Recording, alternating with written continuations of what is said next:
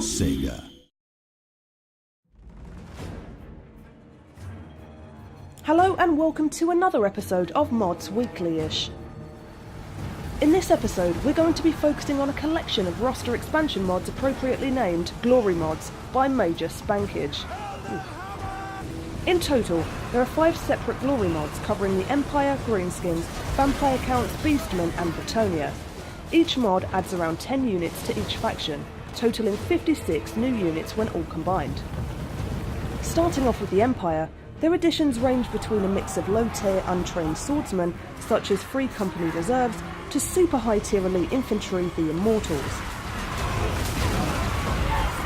They also have dismounted variants of the Knights of the Blazing Sun and the Reiksguard units, for when things get close up and personal.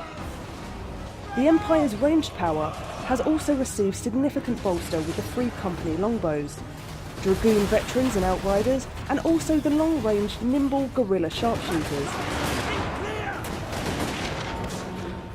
And lastly, Ludwig Schwarzelhelm, Karl Franz's personal bodyguard, has been added as an elite melee specialist. Though not strictly lore-friendly, each unit feels very unique, adding a dearth of colour and flavour to the Empire roster. The Greenskins have undergone a sort of Marian reform, introducing Gobbo Legionnaires and Legion Riders into the army.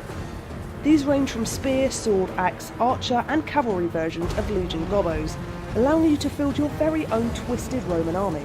As well as that, you can recruit a Great Wyvern with no mount to wreak aerial havoc on the battlefield.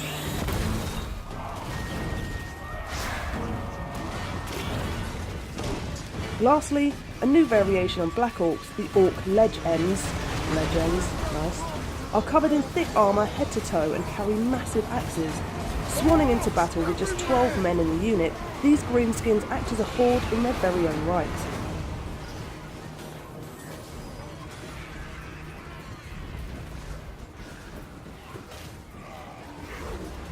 The Vampire Counts have a very innovative overhaul, utilising existing assets and mechanics to create interesting combinations we've not seen anything like. Several ranged units have been added to the Vampire Count roster, but you can get a different version of this mod that only affects the melee and cavalry units, so your general vampiric experience remains intact. One such ranged units are the Warlocks. These powerful spellcasters fire bolts of energy at enemy infantry or walls, acting as a mobile artillery unit.